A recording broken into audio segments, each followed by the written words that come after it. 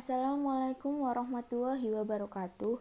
Nama saya Afika Billah Izzah, NIM 1913009. Saya dari kelas PIPS 19B. Saya akan menjelaskan tentang Emil Durkheim. Emil Durkheim adalah seorang bapak sosiologi. Emil Durkheim lahir pada 15 April 1858. Emil Durkheim meninggal pada 15 November 1917. Kehidupan dan pendidikan awal. Durkheim lahir di Prancis. Dia berasal dari garis keturunan Yahudi, Prancis yang taat. Ayah, kakek, dan kakek buyutnya semuanya adalah rabi.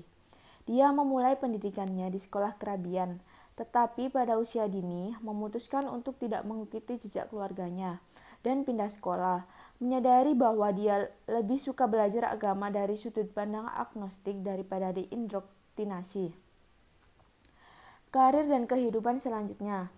Durkheim menjadi tertarik pada pendekatan ilmiah terhadap masyarakat sejak awal karirnya, yang merupakan konflik pertama dari banyak konflik dengan sistem akademik Prancis, yang tidak memiliki kurikulum ilmu sosial pada saat itu.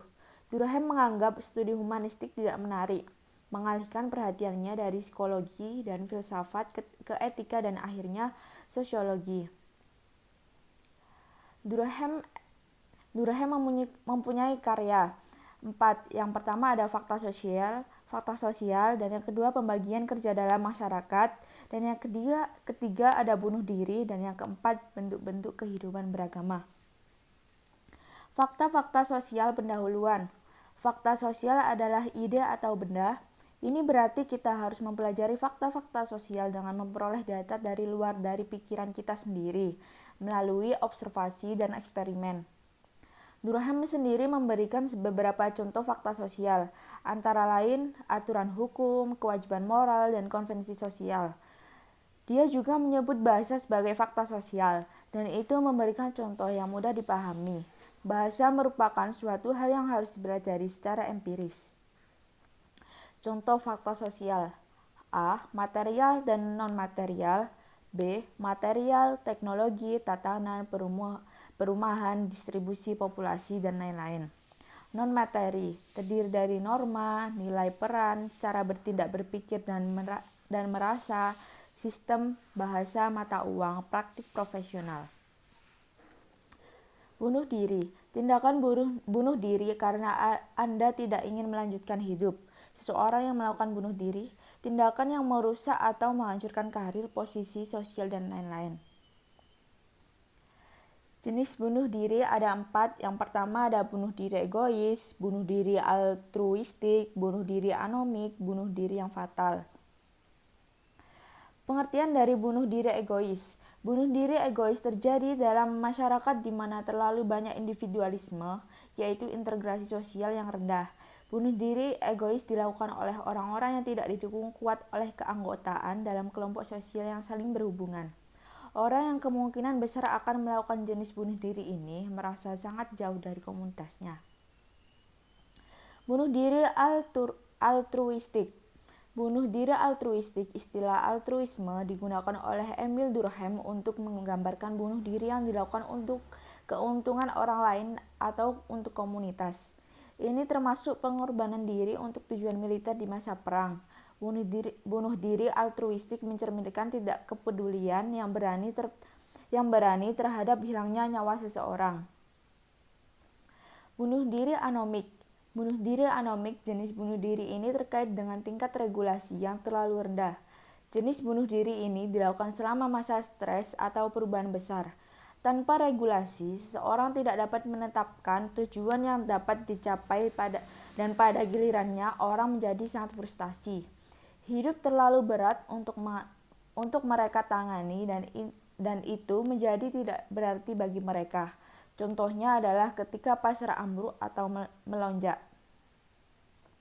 Bunuh diri yang fatal.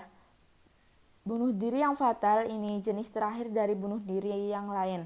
Orang-orang melakukan bunuh diri ini jika hidup merasa di bawah peraturan yang ketat. Mereka seiring menjalani hidup di bawah aturan ekstrim dan ekspektasi tinggi.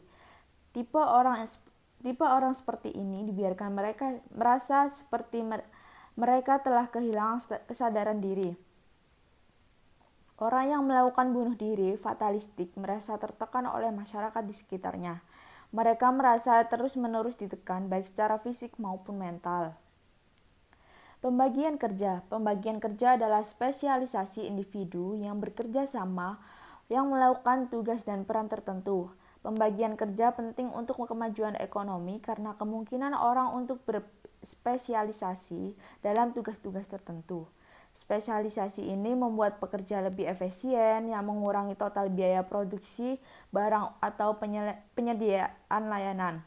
Selain itu, dengan membuat orang menjadi terampil dan efisien pada jumlah kecil tugas, pembagian kerja memberi orang waktu untuk bereksperimen dengan cara baru dan lebih baik dalam melakukan sesuatu.